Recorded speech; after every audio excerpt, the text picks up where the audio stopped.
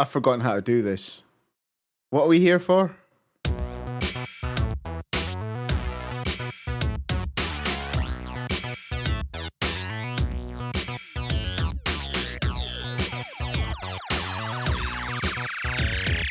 Hello, ladies and gentlemen, and welcome to the Polyhedron Cloudcast, episode 117. I'm Steve Tudor. I'm Andy Lewis. I'm Sid Gill. And I am Rory J. Summers. It's been a while since we sat down and recorded an episode, isn't it? It's been 2 weeks, you know. Well, yeah, there has been that. Yeah, we were thinking of doing one last week, and we looked at the weather report and went, No. Nope. This podcast is brought to you by Ball Soup. You say that, it's not hot today, but it is extremely humid, which means I do seem to be just causing rivulets of sweat down my spine. Oh, and we all know where they end up, so let's not go any further. Moving on. We have rain. It has just chucked it down here. I think we've had more rain in the last half an hour than we've had in the last 6 months. Damn you. No, we've got nothing yet. It'll come, mate. It's coming. I hope so. Cool. Yeah, now we start recording, you'll get the thunder on the recording. That's okay. Won't you?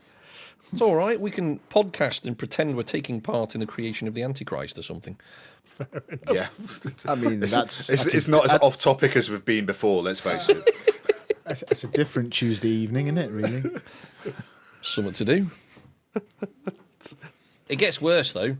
We've all been put on diets. Well, let's not say everyone. Yeah. Steady on. I mean, Well, at least 2 of us. I mean, 50%. I mean, I'm not going to lie they're to you. important too. I should be on a diet. I'm not on a diet. Well, it's not nice. I'm not going to lie. I do miss my lard and my butter and my salt. Yeah. But I'm a regime of these green things called vegetables. It's less exciting than a big fat steak. Well, you say that. You could slather quite a lot of butter onto green beans. I could, but that would kind of defeat the purpose. Well, yeah. You know, you've got to make the most of it, mate. When the world gives you melons, make melonade. Melonade. I have been eating a lot more fruit recently, though. I've just been exposed to more fruit. Is that because it's summery? Exposed. I've been exposed. Or just some kind of weird guy in the park exposing himself and showing you his banana? Maybe it's like an environmental effect, like the sun, you know. Today's fruit index is 5. You're not far off, actually, Steve. Andy, no one's been showing me their banana. Oh, that's good. I've been having lots of strawberries and nectarines and mango recently. It is the season for it, yes. Yeah, so just been dabbling in fruit recently. Yeah, make sure you got your Factor 50 clotted cream. Smear it all? Well, actually, if I eat enough of it, I'll probably just sweat it. It'll be fine. They had a self-lubricating sunblock coat. Oh, That's dear. actually a good idea, actually. See? I like that, actually. Always thinking. Can I just eat this product so that I sweat, SPF sun cream, yeah. That'd be brilliant. Someone invents that. That's it. And if you can make it chocolate flavoured, it'd be great for the kids, because they hate having sun cream put on them. You go, here, child, have this bar of chocolate, and now you can go outside in the sun. Oh, the thing that you eat is chocolate flavoured, I was going to not say, the sun cream. I don't want children licking me, mate. That's weird. I thought, hang on a minute, that's going to be a pretty weird outcome if you start doing that. No, right, okay, I should have explained that better, but yeah, okay. That came out wrong. Sid, you've got one of those airless, bladeless fan affairs behind you. I certainly do. Either that or it's a big magnifying glass for a very large Sherlock Holmes. I can see where you're coming from, but no, you were right the first time. Oh, It's a bit... You know me, it's got to be something over-engineered lying around me somewhere. totally. I have heard that they are interesting but less effective than a regular fan. They make a lot less noise, and therefore, they're okay Better. in my book. Okay. Okay. But other manufacturers are available.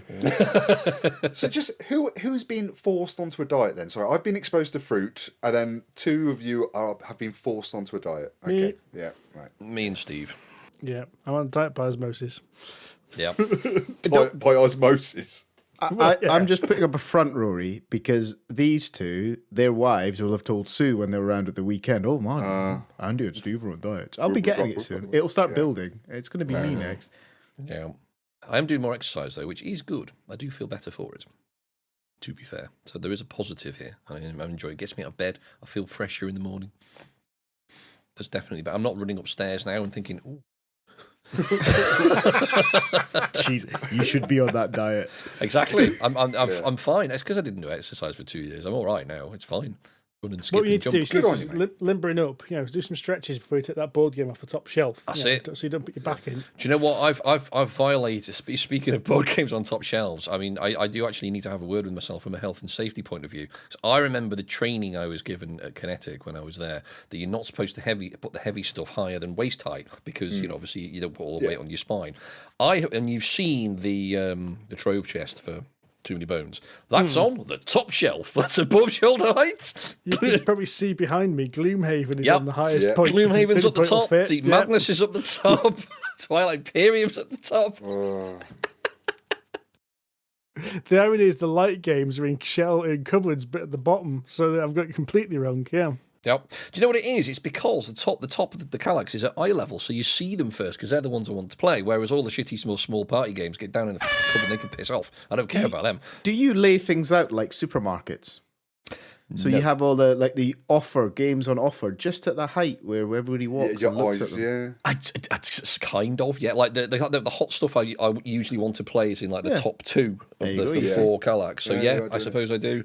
Because they're the ones I just reach for. Stand on the way out, just so you can dip in and get a chunky bar. Here's a little warm-up game. Yeah, I've got a wee lassie standing there just sort of selling cigarettes and lighter fluid and stuff on the way out. What, are you buying things in the 1920s or something?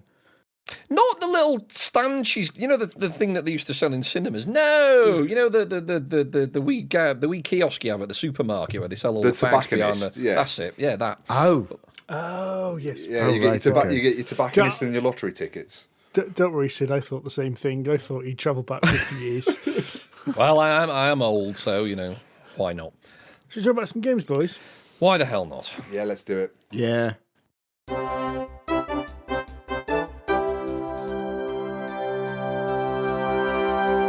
Games news, here we go. The one I'm interested because it happened between our last recording and this one. And this one, wow. Really? Yeah, right. And I'm really interested to hear your thoughts on it. And it is the D&D movie trailer dropped.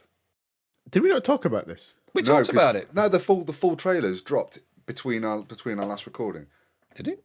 I thought we talked. I remember talking about it. Oh no, we have talked about it. We have just talked not on a about podcast. Yeah, I haven't talked to you guys about it. Shock result for the viewers. We also speak to each other outside of this forum. Well, hang on a second. You just haven't been talking to me about the movie trailer, so you haven't. I'm just excluded. You've got 2 PHC chats. Well, you've got like a 1 ginger maximum.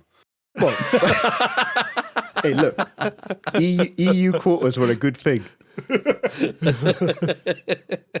So Steve's gone. Rory, you're allowed in now. Come on.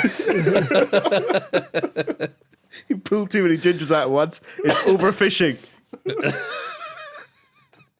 Well, we don't want the death count in the hot weather. They're more susceptible, these day walkers, aren't they? You have to throw that. I've noticed I'm really, really red at the moment. So yeah, I looked at the sun and turned red. Anyway, D&D movie trailer. What do you guys think of it then? It definitely looks better than the one with Jeremy Irons. Mm-hmm. That's not hard. That could have been a black screen. I realised frankly, the bar was low.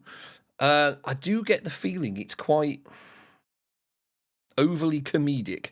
Now, we don't want a too light a film, but at the same time, I wasn't expecting something done by Joss Whedon crossed with Taika Waititi.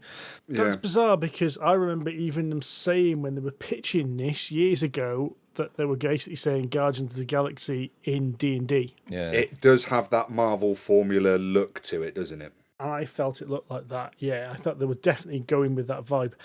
I was actually rather chuffed by it. And I don't know how much of that was just me ticking off references to Forgotten Realms.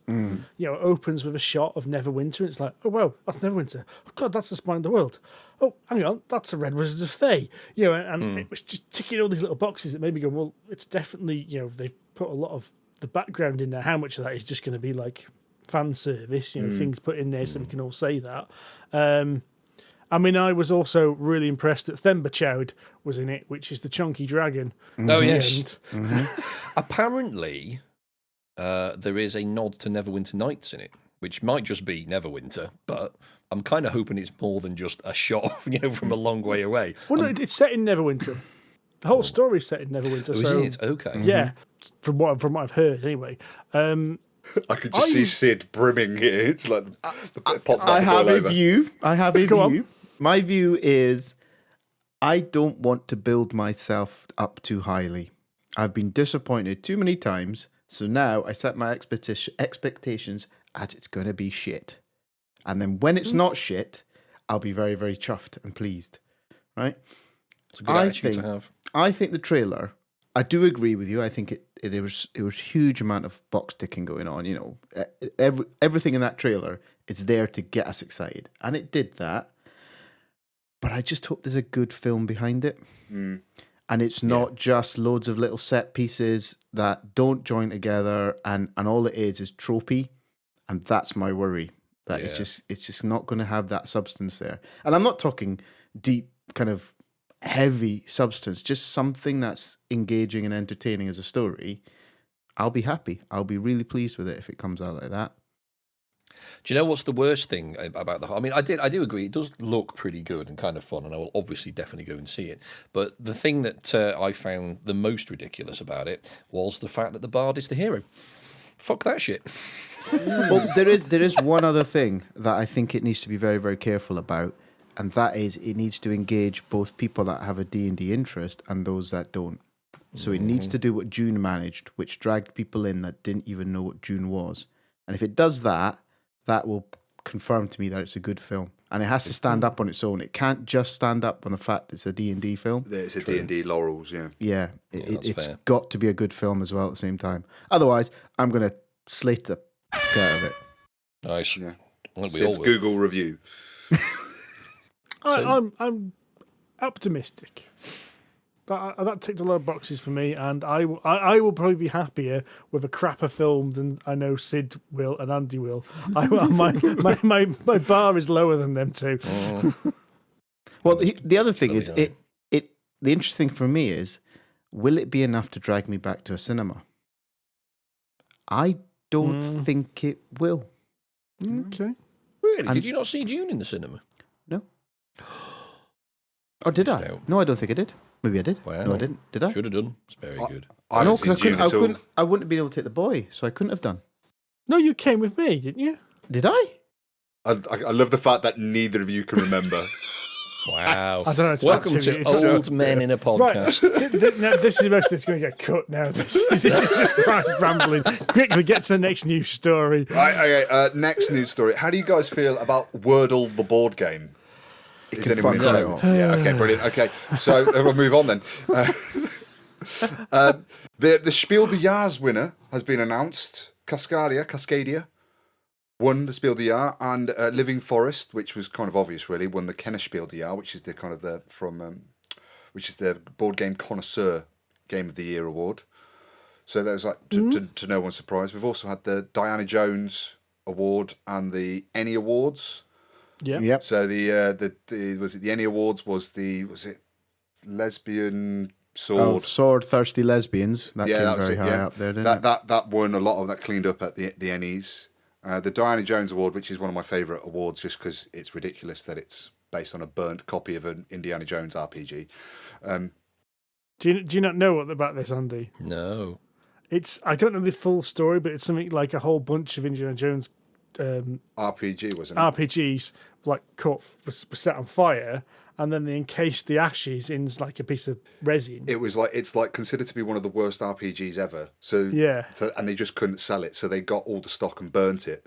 But they kept some of the ashes, and what remains of one of the header of the book is Diana Jones as opposed to Indiana Jones. Yeah. So they've encased it in this what's it called? In a pyramid, a resin pyramid. This was one won by that Wizard of the Coast fella. Yeah, That was Aggie in George. That's yeah. the boy. That's the boy. He's like so the Diana Jones Awards is for excellence in gaming, so it's not necessarily always a game, it's for someone or a company that has done something really good okay. and really good for the gaming community en masse. And Our Agi reward Jaws. will be in the post then, I'm sure. You'd hope so. It'd be lovely to get one.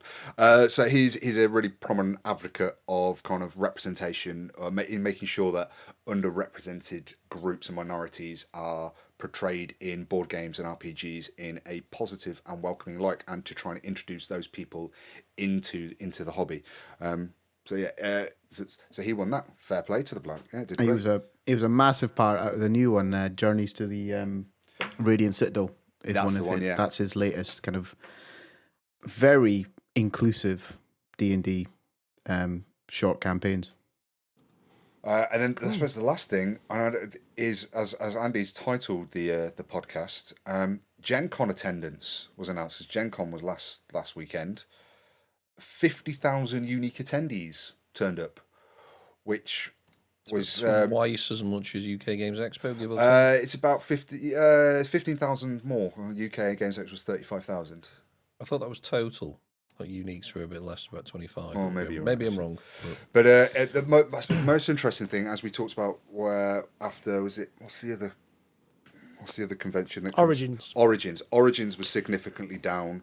Gen Con was also quite down. It's 25% down on pre-pandemic figures. Wow. Which is quite a slump. We were up, weren't we? Or at least on par? UK Games Expo was on par. Yeah, Nice. It was interesting seeing all the photographs from Gen Con, and it was all still masks. Yes. I thought that quite interesting, and I think that will have put some people off, no doubt, because people who don't want to wear masks wouldn't have gone. Because there was a bit of controversy just before UK Games Expo, wasn't it? Because they'd updated the policy and people thought they'd changed the policy when in fact they just forgot to change it after the last year's Expo. And I heard loads of people said they weren't going to go, but it didn't seem to affect attendance figures at all. So, yeah. Yeah. Interestingly, I didn't really hear much news from Gen Con. I was following Twitter and Facebook and seeing what was out there, and I saw a couple of interesting photographs of some prototypes, but nothing really ground shaking or new. I mean, usually we used to have the FFG in-flight report with about 5 or 6 top games mentioned, and then there was big popular games of the show. I didn't really. Not being there, I didn't think there was anything that shook the world, as it were, that you would expect. No, I agree. I followed quite a few Instagram media outlets, as it were, and a lot of them were like, look at the games we've played, but none of them really grabbed me, and a lot of them were already games we already knew about. So there was nothing, really big and flash and fancy. So yeah, it seems like a bit of a damp squib. Yeah. In fact, when I was controlling for board game news on Gen Con, the only thing that really struck out to me was the fake staff scandal that happened just before Gen Con. Did you guys hear about this one? No. So it's believed. What's the best way to describe this? So some minority people within the board game community were targeted with some really racist and some really quite extreme sexual comments. They were receiving phone calls and emails from people claiming to be Gen Con staff, saying some really, really awful things to them. And this was all just a few days before the convention itself. It was all raised to Gen Con, and Gen Con were really quick to put out, actually, no, we don't have your phone numbers. We don't give out any of the information you give to us. All of our stuff have been vetted. It's definitely not us. If you do get any of this information, don't click any links. It's almost the normal phishing stuff, but also do report it, do let us know that you've received them, so if we can do anything, we will. So that happened a few days before Gen Con, but really when I was trawling through the kind of the various board game news sites, that was the biggest piece of information I got. Wow, that's pretty terrible. It was really, really like some of these things, and people on Twitter, and they believe that these individuals that were targeted were probably found through Twitter, and then they looked up their names or phone numbers or however else they got in contact with them. But it was all through Twitter, and a lot of these people then put on Twitter photos of the emails they'd received, and some of them were really quite graphic. Wow. But there's just sick people out there. A couple of things I spotted, which actually were semi-related to Gen Con, because I think these games were kind of demoed there, was Privateer Press announced Warmachine Mark IV. Ooh. I was quite interested in this, and as a really random point of interest, when Mark III was announced, was when I was doing a lot more work on the Polyhedron Collider blog, and I wrote a news article basically just explaining the announcements and the pictures on the announcement of Mark III, and it's one of the top 10 pages of Polyhedron Collider of all time. Really? Wow. That much interest, yeah. Now, for numerous issues, Mark III didn't really take off. There were people complaining about the rules, but there was also people complaining in the UK we didn't actually get any stock because it was that popular in America that they diverted European stock back into US to try and fulfill the orders they had there. So it kind of died a little bit over here. But I always really enjoyed Warmachine and was quite interested. I was actually thinking about getting back into it anyway because I fancied some miniatures games, and this pops up and I thought, all right, I can play that. Only to find out that my factions are not in the new game. Oh, man. So they're not gone full Age of Sigmar, and in fact they're referenced briefly in their news item. What they're doing is they are making they are drawing a line on it, but they're saying you'll be able to play all the old factions, but they'll be considered legacy factions, and we won't be adding any more new stuff to them. And then what they're doing is they're making several new factions, which are kind of like sub-factions of the old ones. If that makes sense. What used to happen in the old rules, we used to have theme forces, which if you restricted yourselves to certain units, you would get bonuses. And I think what they're doing is they're taking those themes and building them into sub-factions of their own. Don't know much about the rules, haven't heard much about it, but so far it sounds quite interesting. The rules, I think, are going to be free, as is the list material. I'm having a look at that, but what's really interesting to me is they will not be injection moulding the miniatures. Oh. Instead, they are 3D printing them. Ooh. Now, that could go really well or really badly. Well, the idea, I knew about this when I was in my previous job, so this is about 6 or 7 years ago. We did a lot of 3D printing in that to make prototypes.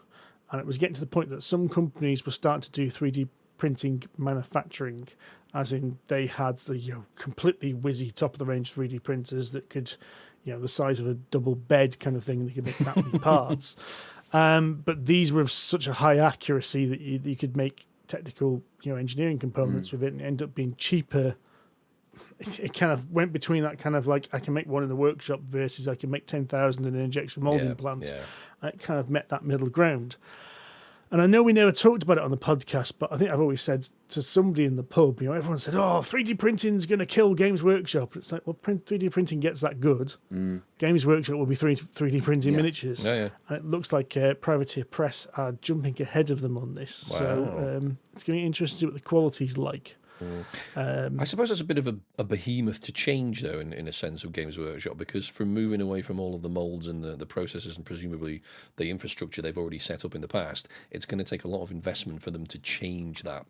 I'm sure they will. But you say that, but Games Workshop over the last 10 years, maybe 15, 20 years, have been doing that. Okay. They have been updating their process constantly. You can see just in the quality of the miniatures. And when they went from like metal to fine cast resin, fail cast, to plastic injection molding, and how the injection molding quality is, you can see that they've been doing that all the time. Yeah. So another miniatures game related one, I briefly wanted to mention Warcrow by Corvus Belli. Now, Corvus Belli I keep reading that as Warcow.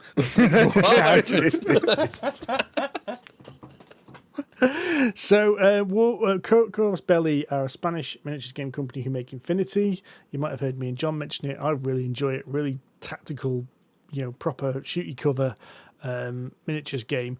They're going to be making a fantasy war game called Warcrow. But first, they're going to be doing a dungeon crawler. Ooh. So Dungeon Crawler is going to come out this year. And then the miniatures game, full miniatures battle game, is going to come out next year. And so far, it looks quite interesting. The Dungeon Crawler, they've announced how the initiative works. And it's like an initiative value, and you've got like a clock. So your tokens go on at your initiative value. Then whenever you take an action, you move your initiative token forward a number of spots equal to your initiative. So it's not just a case of, you will go first, then you'll go, then you'll go. It goes around the clock. So if someone's got a really low initiative, they may go multiple times before someone else goes. So lower initiative will be better in that sense. Low initiative is always better So it because it makes means you them can go faster. multiple times. Yeah. So the rogue, for example, is probably going to have a low initiative. Yeah. Or the equivalent. Quite intriguing. So I'm looking forward to seeing Interesting. what that is. Yeah. And because I need more dungeon crawlers in my life. We all need more dungeon crawls in our life. I really don't, although I love them. Right, let's talk about some things we played then, shall we? Yeah. I want to hear you talk about parks. Yeah, 'cause I want you to based rip on the what you were arse out saying of that. yesterday. Yeah, we need to talk about parks. You want strong opinions? That's fine. That's That's what this fine. podcast is all about. So last night I went to the pub and I played a couple of games, one of which was Parks.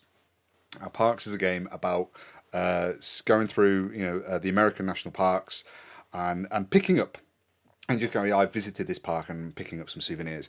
So essentially, the game is collect some resources, use those resources to buy the card, and it's each depending on the amount of resources you require to buy the card. The card's worth more points, and at the end of 4 years, whoever's got the most points wins. Now, when you say 4 years, do you mean actually in game time, or do you Oh, it mean felt like that's it. how long it felt it It felt like it. So the game is you've got two little hiker guys, and they are going to go across a series of tiles. And the tiles are what are going to give you the resources you need.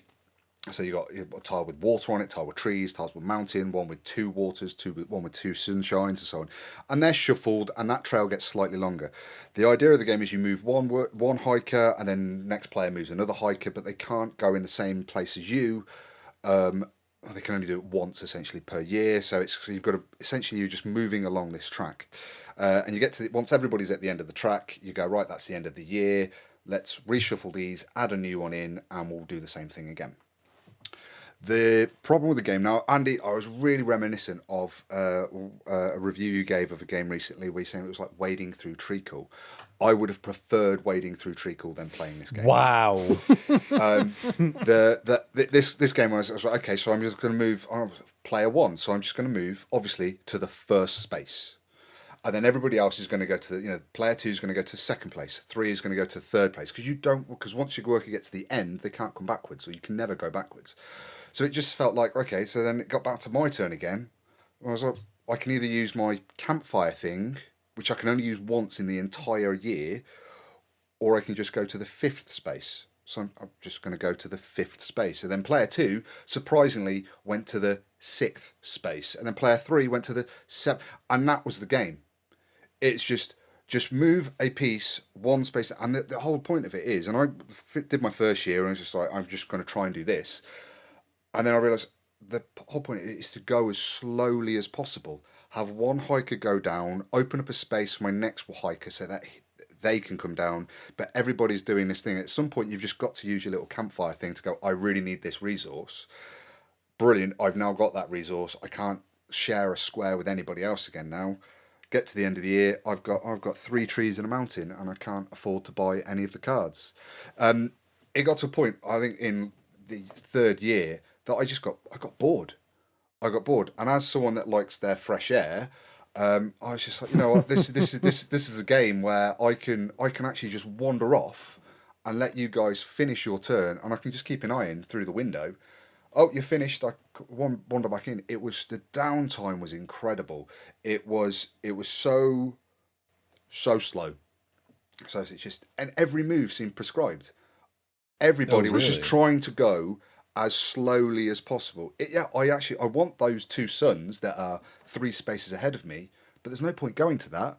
Whereas I can just go to the first available space and pick up resource, because all resources are valuable. They're worth points at the end of the game. They're going to be worth. They're going to help you buy either a gear, or they're going to help you buy a card later on when a new kind of souvenir card turns up.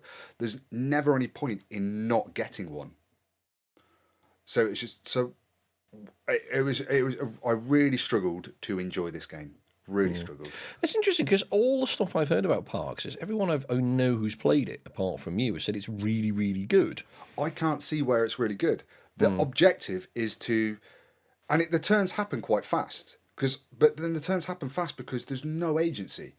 Because everybody is just trying to go as slowly as possible. The only point it gets interesting is when everybody's hikers are kind of in the middle of the trial. So you go, do I move my original one space, or do I move my backup one space before somebody gets that one?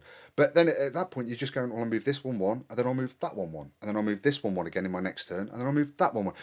And everyone's doing the same thing.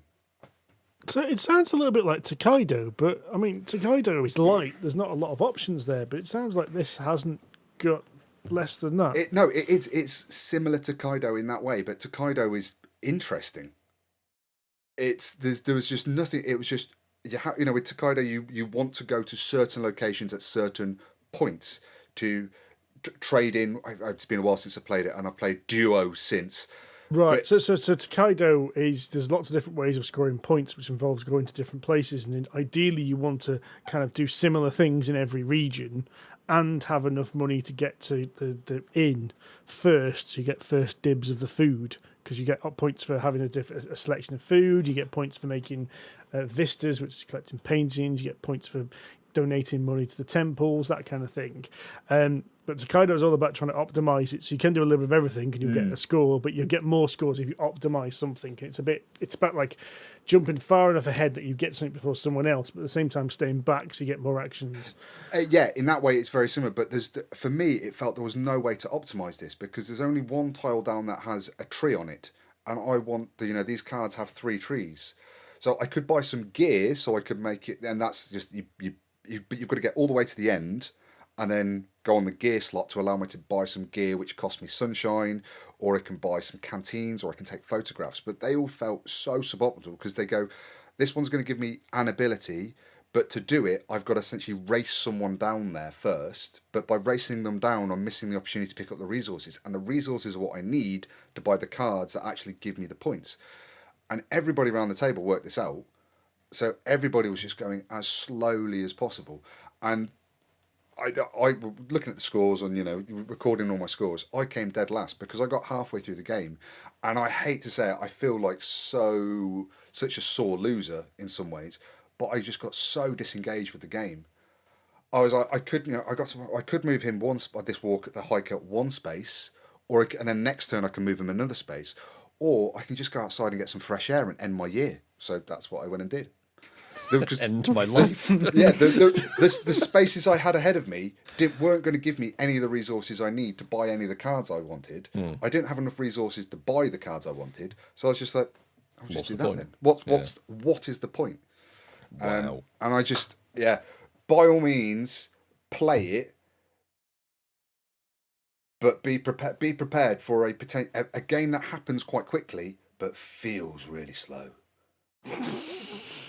Because your turn, Andy, is move one space. Sid, your turn is move one space. Steve, guess what you're going to do? You're going to move one space. And then we're all going to do that for 45 minutes. And at some point, you're going to have enough resources, and you're going to go, I'm going to buy this card because I've got all these resources that I've been collecting for the last half an hour. Wow, that sounds tedious. Yeah. How long did it actually take to play? Oh, I really lost complete track of time. 10 minutes. I know I went for 3 fresh air breaks during this, and I popped to the loo at one point as well. And Jesus the game was Christ. still going on. Oh, good Lord. Wow. I think Sid and I played Great Western Trail in less time than that. Yeah. An hour and a half we played that in. Yeah, totally. Yeah, it's probably maybe an hour and a half. I've heard about this game of Great Western Trail. There was a slight underestimation about how long it would actually take, but, it was fine. And it was a lot more interesting because shit happened. But Parks, I think if you want to play Parks, I'd suggest play Tokaido. Fair enough. Okay. I think we should remain on this train of positivity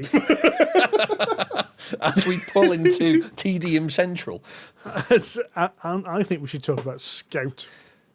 Yes. Because apparently, according to Andy's flatmate, this is the hot ticket at the moment. Apparently so, yes. It's sold out at Expo. It's a new Oink game, so it's apparently hot shit. Is this the one with the letters and the Sugadukos? No. Okay. No, this is numbers. So it's Right, like okay. it's Glad I sat down for it. yeah, it's kind of tiny oink game, no Yeah. bigger than a postcard. In fact, half the size of a postcard, that kind of thing. And you have double. I'm going to say double-ended cards. So at one end of the card you've got a number, and at the other end of the card you've got another number. But just below each of those numbers is the number that tells you what's on the other end of the card. So when you have them in your hand, you can see what's at the other end, if that makes sense. It seems overly complicated, to be It's honest. really not. It's literally card with a number in the corner, with a little number underneath that, and the little number is the big number at the other end of the card. So if you rotate the card 180 degrees, it's a different number. Yeah. So imagine like a normal playing card has a Yeah, number in one corner. This has a different number in the other corner. Okay. So if you flip the card 180 degrees, it's a different value. So I can see both numbers at once. Yeah. Yeah. That's why there's Yes. a little number underneath. Right, Yes. okay. Yes. And the idea is to get rid of all of your cards. So it's a bit like Uno or some other shit. And but the USP here is that once you have been dealt your cards, you are not allowed to change the order of them. So you fan them out into a hand, and you would then choose whether you want to play it as it is or rotate it 180 degrees and play that end of it. Okay, Right, and the let me reason just is- stop you there. Is that the only choice I get to make in this game? Not quite. No, Okay, not quite. Not okay. quite. Keep your powder dry. 'cause Sorry, there's a big reveal coming, and I Really? just don't want you to get overexcited about it. Sorry, okay. Right. Slow down. And you play. The first player will play a card. It doesn't matter what it is. It's entirely up to them. And the next person in line must beat that set, as it were. So it's kind of a set get rid of a set rather than a set collection game. And so somebody plays one card. A card that will beat that is a higher numbered card, or two cards, but they have to be either the same in value or consecutive, like 7-6 or 8-9 or whatever. And the next person after that has to beat that set and carry on. If you can't beat that set, you then what's called scout, which is basically take one of the end cards, so the highest or the lowest of the previous set, and you can insert that into your hand whichever way round and at whichever point you like in order to make up, a new set for the future. So that's the decision tactical bit. It should be said that when you play those cards down, that set or pair, you are not allowed to go, oh, that card and that card. You have to take the cards next to each other. Yes, out of they your have hand. to be a clump. A clump of cards. You can't be selective. And if you beat the previous set, then you take the previous set as kind of points. So you turn them over, they say scout on them, and at the end of the whole thing, you get basically a point for each card that you've picked up in the past. If you end up scouting, then the person you scouted from gets a little chit, and they get a point for that.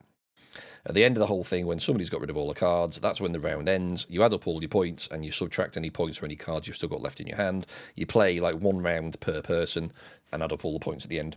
And that's it. It's dead simple. And it is a game. Brilliant. It is a game. Polyhedron is a game. Collider objective reviews. Can we just also throw into this that this entire game is skinned up with a theme, which quite frankly is an offence to colour. Right? Right, okay. Yeah, seriously. It might as well just be black and white cards. It would have saved ink and paper, frankly. And the cost of a designer and an artist as well. I couldn't. I don't think they paid much for the design of the artist, to be fair. 4-year-old. Oh, but Sid, you should first explain what the theme of this I should game explain is. I should explain You myself. The theme of this game is a circus. You are running a circus, and all of this stuff you're doing is to. Do you know what? I can't even remember. You're supposed You to are be a putting on talent show. scout. Talent scout. That was it. You're a hunting. you're a circus talent for your talent circus. scout. Yeah. Right. So Basically, each yes. card has got the name of a circus performer on it, and their Yeah, trapeze artist. trapeze artist or unicycler or whatever. And the actual name, like Rebecca or Charles or whatever. Charles or what. I don't know why. No. It does nothing for the game at all. The little artwork is so small I didn't notice it till Alora pointed it out to me that there was something on these cards. I just thought it was random text. Why are these cards named? What's I what's wondered this that. for? Yeah. Why have I got a card called Charles? I mean, does that matter? The theme, did not help. It was awful as a theme. I don't know. So have you all three? I say all three of you have played this then. Have all played? Yes. All right. So I should put in a little bit of scene setting, right? So we went to Sid's for the weekend, and this was on the second day we were there.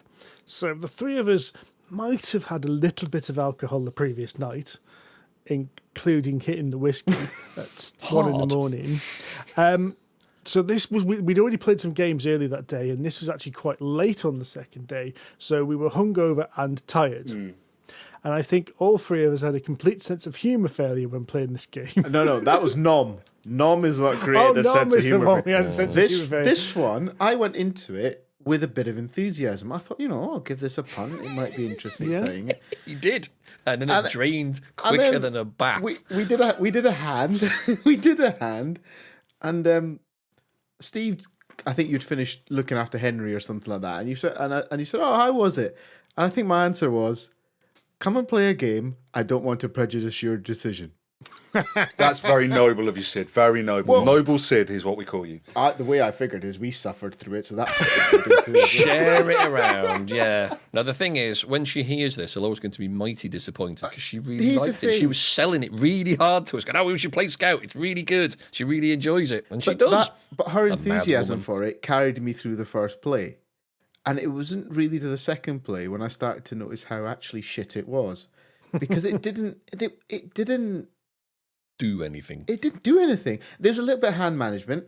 There was a bit. You could play a suboptimal set of cards just to make your hand better. There is something in it. It is more clever than maybe we are acknowledging. How do you play a suboptimal hand? I thought if I can't play anything, say in your hand you've got it all fanned out, right? And in your hand you've got a 5 and a 6 next, and then a 9, and then a 7 and an 8. If you played the 9 in the middle of that crap, you would end up with a potential play of 4 cards. Which is very powerful. Which is a very powerful set of cards to have in your hand. So sometimes you may have a choice of playing something that ordinarily you wouldn't have played on a rubbish hand to get a lot of points from, but you play it to make your hand better. So I kind of get what it was trying to do, but it didn't excite. It didn't make me want to play more and more of it. What got me was, apart from the reversing of the cards, so having a different number on each side, which only came into it a few times, it was one of those games I thought, well, you can play this with a standard deck of cards. And, take out some of the numbers to reduce the deck size to what it was, and you could probably play that. You could play 90% of that game with just a standard deck. And at that point, I was like, well, why bother when you can do that? And it really wasn't our cup of tea. I don't think we play that kind of game very often, and it showed basically. I think what I'm struggling with, and it's quite good that Laura's getting something out of it. I'd like to talk to her in a few weeks' time and see how well that she's got on with it after that, because I can't see it lasting. I don't see longevity in playing it. It's not for us. It's not a game for people like us who like lots of decision making and thinking. It's a game. It's a game to play with your family. Who aren't board gamers or are light gamers or card game players. But there is a time and a place for those games. I remember last time we were at Andy's. Was it Sid, you and I and Alora and someone else played Cockroach Poker? Oh, it wasn't me. Was it not? Cockroach Poker is pretty good though. Was it not? And it's just like, but that's a really light, simple game. So we're not saying that those type of games don't have any place for us, but they've got to be good still. Yeah. I was thinking about exactly this on the bloody way back from Sid's the other day. We don't play this kind of game very often, so when we do, it's got to be superb. That's fair. And think like simple games, the card games like Game of Trains or High Society. Yeah. We love them, but they are like, Love Letter. They're the peak. And anything less than that, we're not interested in. And that's a really bad thing to say in some ways, but yeah. Well, I don't think it is, because, we've played the good ones. We're now, if your name's not down, you're not getting in, basically. Yeah. If you're not as good as the ones that we like, you can, because these things are 10 a penny. But then you're clearly, obviously, you sat down and you played Nom and you played Scout, because they could. So we're not saying we're not going to try them because we don't like light games. Actually, yeah, let's have a light game, but it's got to be good to be warrant sticking around. Oh yeah, totally. And we're not saying no. It's you can play that in under 10 minutes. Not interested. No, bring it on. But it's got to be good to have that staying power to compete with Love Letter, to compete as Steve was just saying. Absolutely right. Yes. So on the flips of Scout, right? I don't think I can even picture any scenario where I'd want to bring that to the table. I wouldn't bring it to the table with my mum, for example, because I think it's unnecessarily faffy and complex for her to even give a shit about. So it doesn't work for her, right?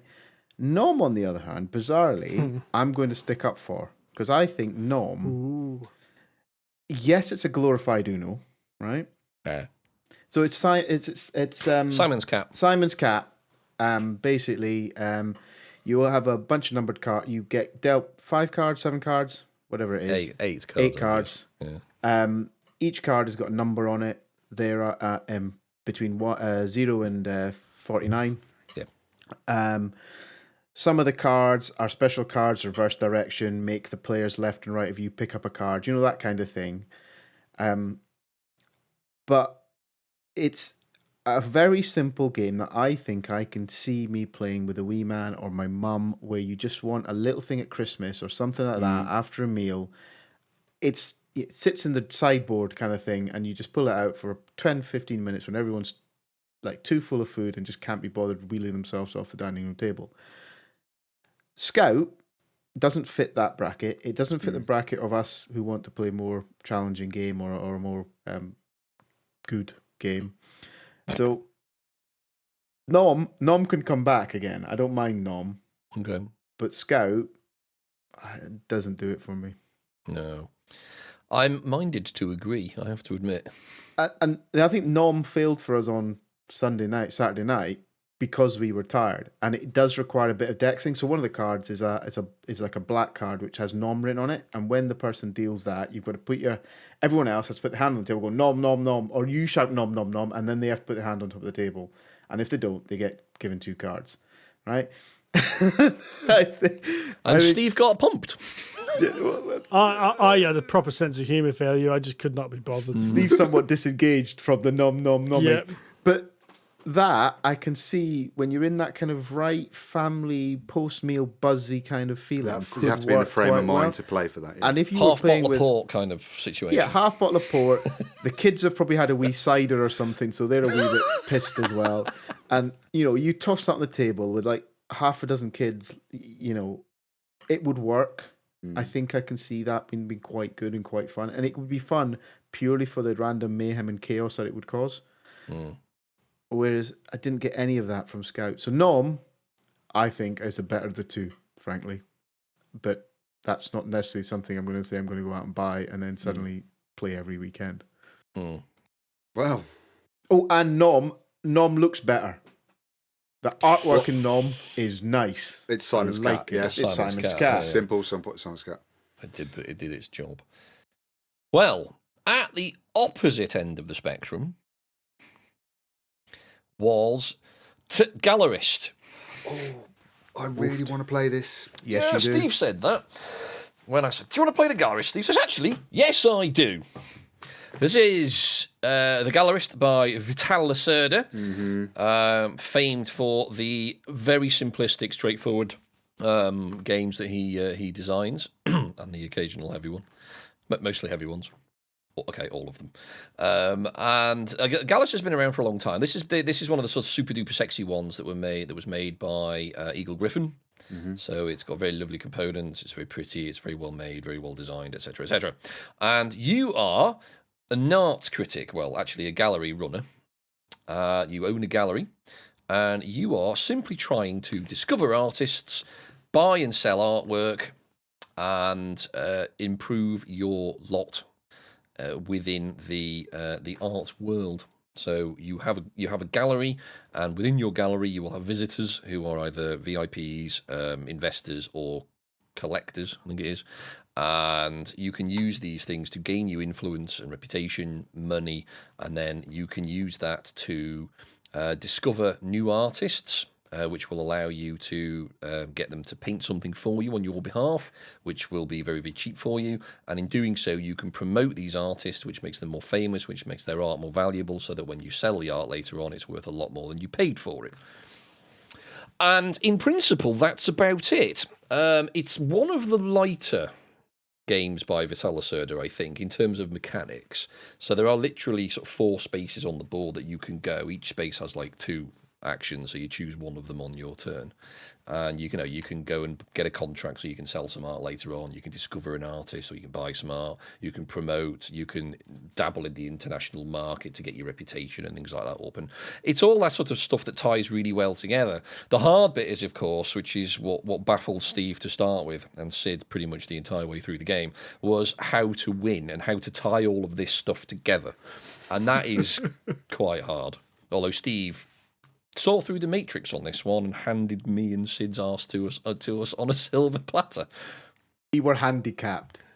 We were. I'm We were just putting that slightly. We played this the first game after the night before. That's my excuse. But Steve was also at the night before, wasn't he? He didn't drink as much as he me didn't and have as Sid. much. Oh, right, okay.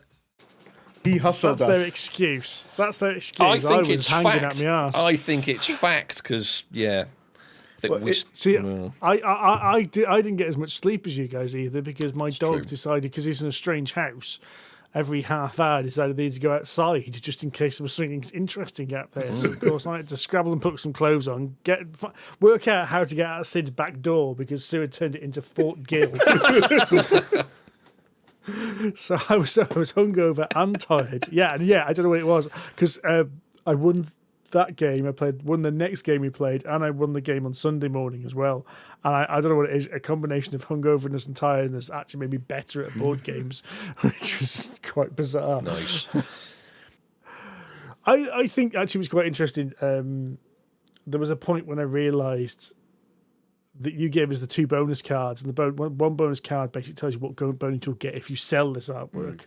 And the other bonus card says, this is the bonus you'll get if this is your art in the gallery at the end of the game. And it was like, oh yeah, I'm supposed to sell the art, aren't I? And I best sell this art, which is here. And then you had options. You didn't get the points for selling everything. So it's like, well, I need to marry these up, don't I? Because I need to build up these artists to get the points for these pieces of art. So let's sell some of their early stuff. And so, worked out how to do it. I mean, I thought I was on the back foot most of the game. It was only when we got to the end I suddenly thought, oh, crap, I'm actually doing really well here, aren't I? Because I glanced over and went, okay, Steve's got 30 odd quid, I've got 4. And this was quite early on in the game, and I've played it a few times because it was my game. And I thought, I'm not going to win this one.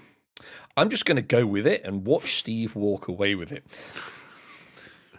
Because I thought I was struggling with the reputation. Yeah. Is it The reputation? influence. Yeah. Yeah, you don't get much to start with. It's quite hard to come by, but you do get quite a lot towards the end of the game when things pick up. So this is one of the resources in the game, is influence, which you can use in 2 ways. So the main one really is if you want to try and improve your artists, you spend some of your influence. It's a track at the bottom of the board. So to make your artists better and therefore be able to sell their art for more money, you spoke some of this influence. But the other thing you can do is when you're on a spot, if someone can come to the same spot as you and bunk you off, and if they do, you can spend influence to take that action that they've just taken. Oh. Now, bear in mind, there's only four action spots in the entire game. It means that a turn can be quite long because, I've bunked somebody off, and then I need to have an action as well because I've just spent that resource to do that. So influence becomes really important because if you can get it up, you can end up doing more actions. But what was interesting, when you'd spend it for doing a second action, it wasn't just a case of use 5 influence. It was a case of you moved down to the next star. So sometimes you'd go, well, I'm not going to do that second action there because I've been bumped off because that's going to cost me 5 influence, and that's a lot. But other times you might only be 1 above the star, and it's like, well, that's a free action then, isn't it? Let's go for this. It is very useful. No, I've heard good things. It looks like a game that I'm going to be interested in, both in theme and mechanics.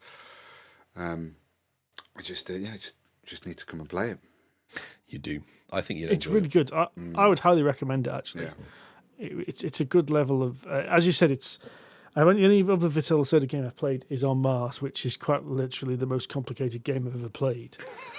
And this didn't feel anything like that. It felt, with a couple of weird tweaks, it felt more like a typical worker placement game. Yes. But at the same time, felt different. Mm.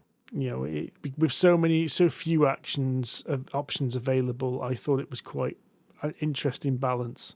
Mm. It was more of an action selection, I think, than a worker placement. But I mean, they're very similar in style. But yeah, I think because it's so close knit, because there are literally only these 4 spaces, you've really got to think about how you chain your sort of sequence of actions together in order to sort of achieve where you want to go. And of course, if you can get these kick-out actions, these bonus actions, and you can afford to play them, then you can kind of speed that chain up quite considerably, which is obviously where you get, or in theory, get ahead of your opponents if you can chain it together. Right, now one thing you can actually do is almost force a boot-out action because you have assistants. So you can, when you leave a space, you can put an assistant on it. So if somebody else goes onto the space where you've left your assistant, you still get that boot out bonus, or you can get it anyway. So you can, as long as you can manage your resources effectively, you can actually get a lot of actions through one orbit of the game if you play it well enough, which is really quite good. But it is hard. What I found hilarious is one of the things you can do as an action is you can discover an artist. Which basically, you take an action to reveal an artist, and then you take one of their pieces of artwork, and it goes down to the 0 point. It's kind of like, right, no matter how good the artist is, you've commissioned them, so you'll only ever pay the minimum that you'd pay for a piece of their art. And the amount of times all 3 of us went, I'm going to commission this artist, but you can only commission one at a time. And each of us would pick up the token, go to put it on the board, and go, crap. Yep. Okay, I need to rewind that actually because I can't do that. Yeah, I think that was more born from being sort of tired and hungover, because usually I'm on top of that, but not that time. But we all fell foul of it. But it's a good game because it just has the right amount of limitation to it to make it, you know, every decision is meaningful, but it's not so harsh like something like Cooper Island, where if you make a mistake, you're screwed. Yeah, I would agree with that. It wasn't punishing. Yeah. But it was hard. Yeah. The right amount of ooh. And that should go on the box as a quote. The right amount of ooh. Ooh. But it is good. There's a lot of meaningful decisions in it, which is obviously what makes it good. It's not, when you first sort of set it up, you think, oh my God, what the hell's going to go on here? But playing it is actually fairly straightforward. And the summary card you get for each player, the player aid, is brilliant. It is literally just do this, and then you follow the do this, done. I didn't have to go through the entire rule book to explain how to play to these two. It's like, right, I'm going to give you a brief overview. There's where you discover people. That's what you do. This is where you promote. So these are the action spaces. Follow what it says on that on the player guide. And just to get you started, you'll want an artist, you'll want some art, and you'll need a contract to be able to sell it. The rest of it is up to you. And they picked it up really quickly. And you know, within 2 orbits, you know, Steve was already winning. So it was. But it's a really well put together game. Really tight. Really clever. How long does the game last? How long does it take you to play? You say 3-player, did you play? Couple of hours. Yeah, it was about 2 hours. About the right amount of time, I think. It didn't overstay its welcome at all. It was still fun at the end of those 2 hours. Interestingly, our partners were playing Villainous at the other end of the table, which is considered a light family game, and we all both finished at almost exactly the same time. The difference between a 2-player and a 3-player in Gallerist is immense, because there are literally 50% more actions than a 2-player game, because there's more kick-out. So almost every turn, someone was getting a boot-out action in the 3-player. I haven't played it at 4-player, but God knows, that must be chaos. Well, every action, you must always be being kicked out. Someone probably will be, yes. No, someone must be. There's only 4 spaces on the board. Not necessarily, because once one person gets kicked out, there'll always be a free spot. Okay. So it depends where they go. Right. It's possible you'll get 4, but it's less likely. I reckon on average you probably get 2 per orbit. But it's still, there's a good 50% more actions going on there, which makes the game. It doesn't make it drag, as Sid's just said. It doesn't outstay its welcome because there's always something going on, and you've got that time to actually think about what you can do on your turn. And sometimes you bloody need that time, so it's actually pretty that useful. bit of downtime. But it was also that sometimes you had a turn and then another turn. Yes. And, So and if you get a kick out action, you do your kick out action, and then it's your go. So you can kind of set up your main turn, which is quite useful and very powerful. Mm-hmm. As long as you're awake enough to realise what was happening around you. and thus was our demise revealed. But even despite that, it was bloody good fun. Hmm. It was an excellent game. I'm glad you both enjoyed it. The only thing I didn't enjoy about it was I was slightly not keen on the artwork. Not the... wait, hang on. Let me qualify. Given the my theme of the comment. game, that's a very ironic No, statement. the Mr. Gill. artwork that was the art, that was quite clever and quite cool. Little sculptures or the photographs or the paintings or whatever. It was one thing that I didn't like, really. Was it the stick man looking at the pictures? Nope. Oh, really? Okay. Fine with all that. It was the stupid little Instagram thumbs up, Facebook thumbs up thing. from the promotion. I know it sounds really shit, but it just didn't. I don't know. It was just cheap. It's like, Now you've mentioned it, I can't unsee that now. Yeah. It really is. The Facebook thumbs up. It is, really it's does that. look quite like that. It's and quite that's frighteningly probably similar. what it's meant to be. It's a very recognizable iconology. I don't know. The rest of the artwork was so good and so kind of original and unique that to just kind of give Have a in on that Facebook little thing, bit yeah. just felt a bit shite. I'm surprised because the reason I suggested the Stickman is because Alora sort of commented something along the same lines that she thinks all the artwork is great apart from the little sort of stick figures that are looking at the pictures in the gallery. But I quite like that because it's quite minimalist and basic and straightforward. So I would thought have it said the fit. same. I would have said that it was quite a clean. It didn't take away from the actual really clever bits of art What that you are want to on be those looking cards. at, yeah. Yeah, exactly. But those little thumbs up. So They you can look, get in the you bin. look so disappointed, Sid. I did, and I forgot to say it to the guys when we were playing it because our brain wasn't exactly working in every capacity it should have been.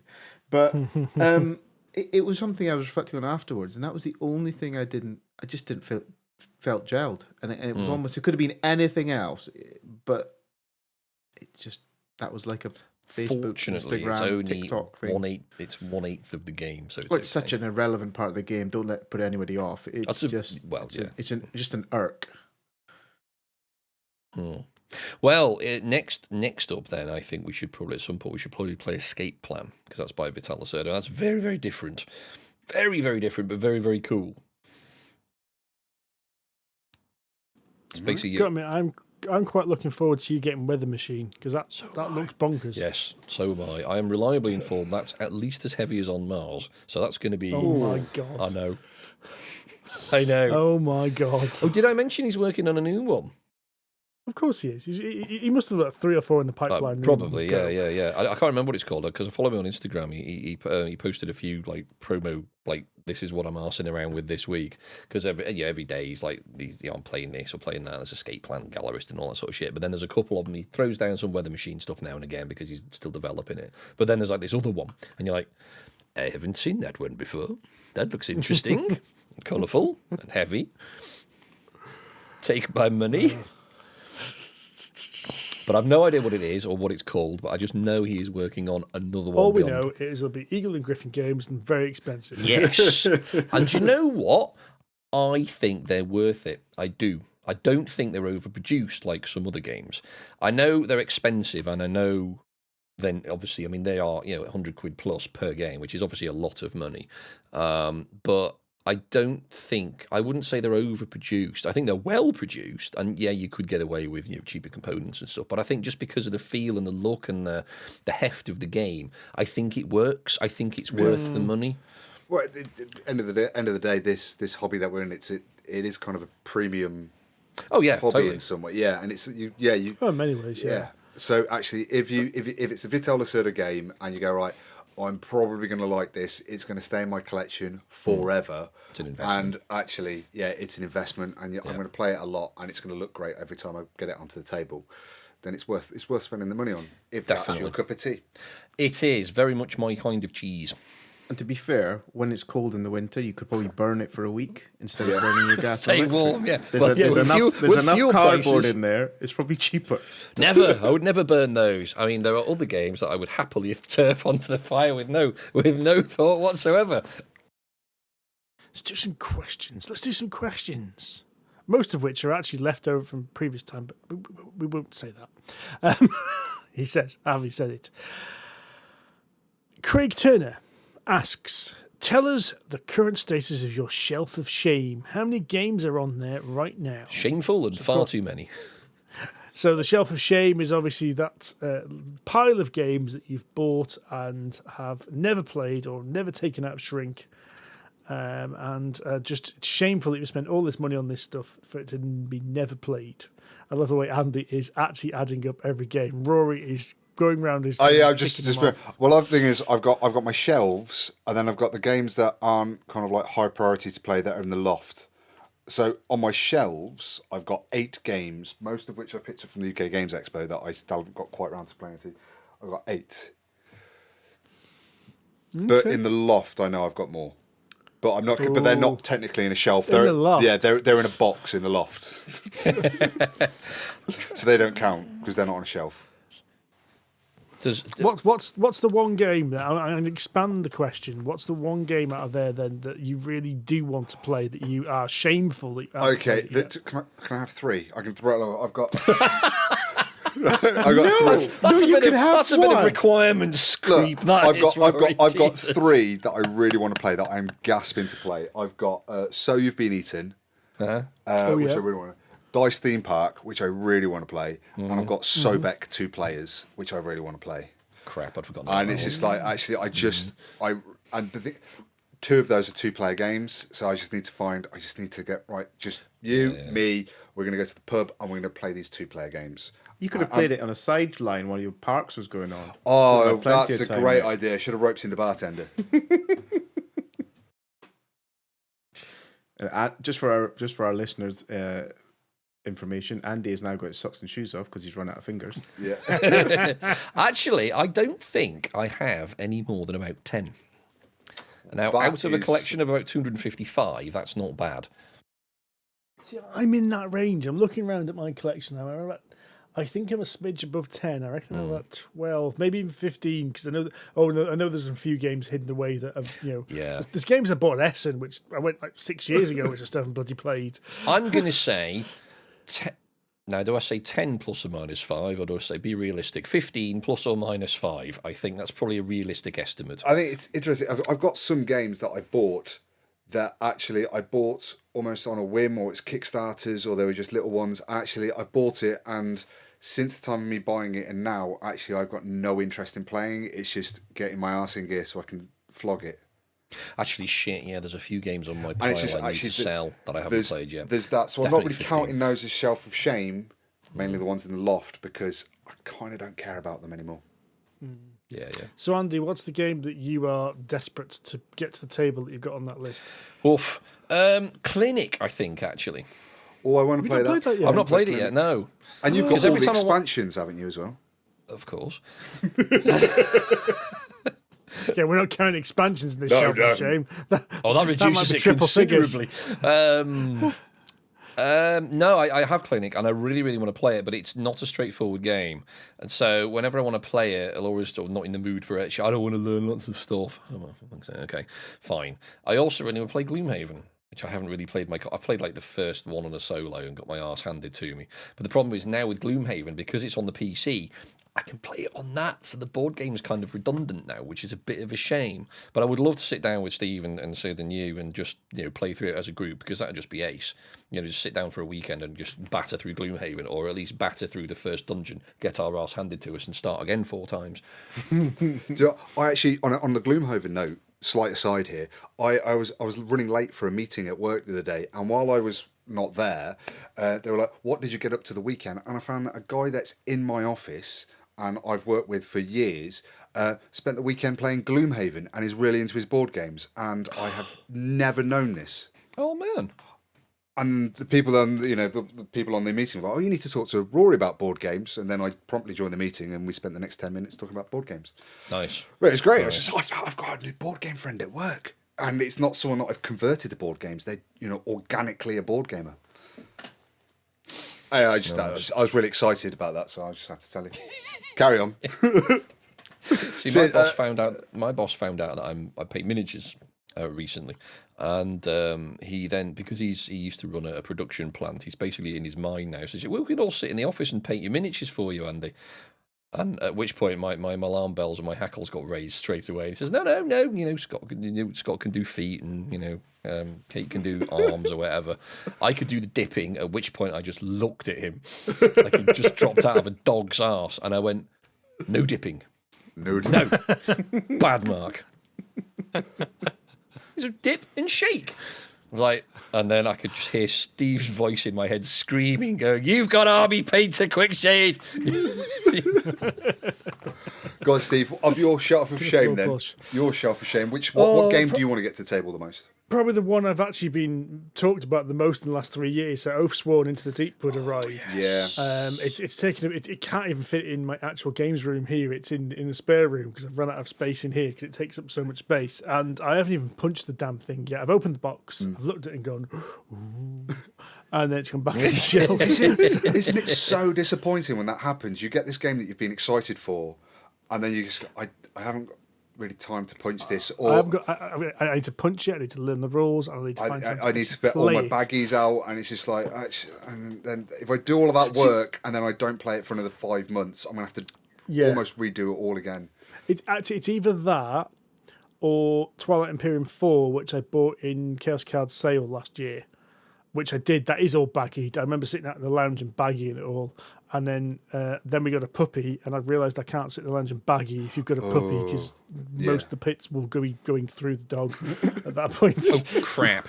I've just added another 2 games to the shelf. It's closer to 20, I think. Because I've just remembered punching and not playing Anachrony, the big fucking huge Infinity box, which I spent ages sorting that out, and I've not played it yet. And also Terra Mystica big box, which you helped me buy at Expo. I've punched it and sorted it all out. I'm not even learning the rules yet. It's really easy, mate. Oh, well, I've played Gaia Project, so it should be at least familiar. Yeah, it's quite straightforward, that game, but it won't take long to play or to explain to Alora, so you can definitely get that to the table soon. Are you lying? No, really. I've played this a lot, and I played it a lot at 2-player. I mean, it works all right at 2-player. Okay, I think it's better with 3. But I found the rulebook actually really quite straightforward. That's good. The magic is probably the trickiest bit to get, but actually in terms of rule sets, it's actually pretty light. And excellent. The iconography on the player boards is quite. Once you get it, it's very intuitive. Excellent. So we do like our iconography in this house. If it's good iconography, it's you can really, just look at it and go. Really clear. Once you put it together, definitely give it a go. It won't take you long to play it. I think if you play it with Laura, with the teach, maybe an hour. Oh, wow. Okay, brilliant. Because Gaia Project took us quite a long time, if I remember rightly. Because that's like Terra Mystica in space, isn't it? You were probably playing it wrong. I think you can play a 2-player game. If you, including it's not a big teach. You're just trying to colonize. You're just trying to colonize the landscape, and you've only got 5-6 turns, and you just go up, and each turn gives you have a new ability. There's only so many actions you can take, so it doesn't take that long to play. Okay, cool. Yeah. Excellent. Sold. Time for a couple of quick questions then. Andrew Foster asks, will the team be going to Tabletop Scotland this year? Yes. Yes. We will. We will. 2 of us will. Because Sid will be up there anyway, visiting his folks, and I have yielded to Duncan's incessant request year on year, and I finally got, okay, I'll come this year. When is it? End of August, so it's the bank holiday weekend. Yeah, that's when my children's birthdays are, so I can't. Yeah. So Laura and I are going to be staying for a week in Scotland as well afterwards, so we'll sort of tour the East Coast. Robert Compton asks, which RPG system is your favourite? Oof, that's a hard I question. said system. We've only played about setting. 3 systems because we've played D&D, we've played the Free League Year Zero. Year Zero. We've played Powered by the Modiphius Apocalypse. 2D20, and we've played the Cthulhu one. No, and Powered by the Blades in the Apocalypse. Dark, so that's 5. So I've got, was it the Apocalypse World system? Is that what's that? Powered by the Apocalypse. Powered by the Apocalypse. Have you counted that? Have you got that? Had that already? Well, that's what Blades is. Oh, is that Blades? Is it? Okay. I really like that. I have only And then played there's one. Heart, so 6. Heart is kind of Powered by the Apocalypse. Okay, so 5 Then you got then. Yeah. Faith. I really like Faith. Did we mention 2D20 in that? We You did. did, yeah. You did. Okay. So go on then. Out of those 5, What? No, you can't answer this. And I'm not trying to get. I'm not trying to cop out of it. No, I think it depends on the game.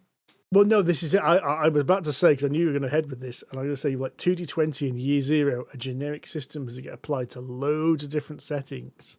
So I think you can say this. And Andy's nodding sagely. He is. Well, yes, he does that a lot. All right, okay. Here's the question then, right? Because we're all going to say Year Zero is probably one of the best engines out there. No, he's not. Yeah, yes, it is. Sorry, it is, but it's not my favourite. Go on. What's your favourite? I think the 2D20 system is, Interesting. but Okay. purely because of the way it was used in Dune. Oh, in June. Yeah, okay. June's very June is special good. use of Yeah, that. June was good for that. But I like the idea of momentum and threat, which is also obviously used in Coriolis. So there's a little bit of a crossover there because I quite like that. Get through it now, but pay for it later kind of thing, because it gives you a really good player decision. You know, do we push our luck now and get a kicking later, or we just go no? We're gonna stick and take our medicine. It's a really nice little system. But yeah, the June system was because it's 2D20, but with the slight twist of you have to choose and justify which of the secondary characteristics you want to throw into the mix as well. And I thought that was brilliant. That That's was really excellent. clever. That was excellent. Weirdly, I actually think my favourite is the Call of Cthulhu system. I know combat can be quite cumbersome, but I like the idea that there's about 100 different skills there, and you can add more in. So every skill is a percentage dice, and it's a very simple system to run. You roll under the percentage, Job you done. succeed or you fail. And it gives you a lot more scope because it's very easy to add more skills into it. You know, a lot of role-playing games kind of limit the skills wherever possible. You know, what D&D's got 20. You know, I really like running that. I think it's a really easy system to teach as well. Yeah, totally. Compared to a lot of the other games. The leveling up system in that is really clever as well. Yeah, because you have to roll and pass. So, or rather, you roll. Sorry, no, you roll and fail, don't you? That's right. You roll higher than your skill. So if your skill's really low, you've got more chance of passing. But the better you get at something, the harder it is to get better at it, which makes really, really good sense. And it's a really clever way of doing it. No. I've really enjoyed Powered by the Apocalypse. I had a player game. I played Monster of the Week a little while ago, and that's my only exposure to it. Although I am reading the rulebook for Masks, the superhero game that I want to get to the table soon. I really enjoyed how narrative that game was. I haven't got a lot of exposure to RPGs, mainly D&D, but I was really taken with how narrative Powered by the Apocalypse is. Yes, Blades is similar. I really love that. It's Then really, really good in for that case, Rory, you should be getting Sword Thirsty Lesbians because I do believe it's Powered by the Apocalypse. I've got enough. I've got Masks to learn and play first, and that's superheroes. That's my bag. No, that's fair enough. That's my thing. So. And I will finish off with one last question. Colin Edwards asks, do you think there'll ever be a boy born that can swim faster than a shark? There's a joke in this somewhere. This is actually a reference to, it's from the original UK version of The Office. Oh, when the character asks, will there ever be a boy born who can swim faster than the shark? Now, I have done some research into this question. In 2016, there was a YouGov poll, and the YouGov poll found that 65% of UK residents believe that there will be a boy or girl born who can swim faster than a shark. What is the maximum speed of the fastest shark? Well, Fucking quick. Sharks can shift. a great white shark can reach speeds of 35 miles an hour. That's pretty fast. Yeah, but to put it into consideration, Michael Phelps, Olympic gold-winning swimmer, can reach a speed of 6 miles per hour. So the answer to this question is no. Not in a while, no. Do you think that ever? I think the only way this will ever be achieved if all the sharks are extinct, which is actually fairly likely at the rate we're heading. Given humanity, yes. Yes. Yeah. So yeah, my answer is yes. On that grounds alone, that they'll all be dead. And on that somber note, So this podcast is dead Jesus shark. Christ. That's just come screeching to a halt, hasn't it? Bloody hell. We can throw an anchor out the well, back of this one. let's face it, guys. We started the podcast talking about all the rain. Then we moved on to a game I didn't enjoy. Then we moved on to a game that none of you enjoyed. Then we talked about a game that most of you didn't enjoy. Then we talked about something we did enjoy. Had a few more questions about RPGs and a bit of an argument, and now we're talking about dead sharks. So on the whole, this has not been the most uplifting of podcasts. Good grief. I think we've just Really? left half our listeners to suicide. But Goodness me. even all the news was fairly generic and boring. That's true. That is true. It was pretty Maybe big. we should just can this one. Maybe we should just never release it. This should be the unaired podcast. Well, thank you for listening. I think. If they're still here and they aren't they've made it this contemplating. If Ending you've it made all. it this far, well, thank you for listening, and please leave us a review on your podcast platform of choice. Bonus points if you mention a dead shark. God almighty. If you wish to complain about the content of the podcast, you can reach us on Facebook, Twitter, basically anywhere else. Just look for Polyhedra and Collider, and of course, Board Game Geek Guild 2726. But for now, we will see you again soon. So, happy gaming. Tatty bye. Cheerio. Ta-ra.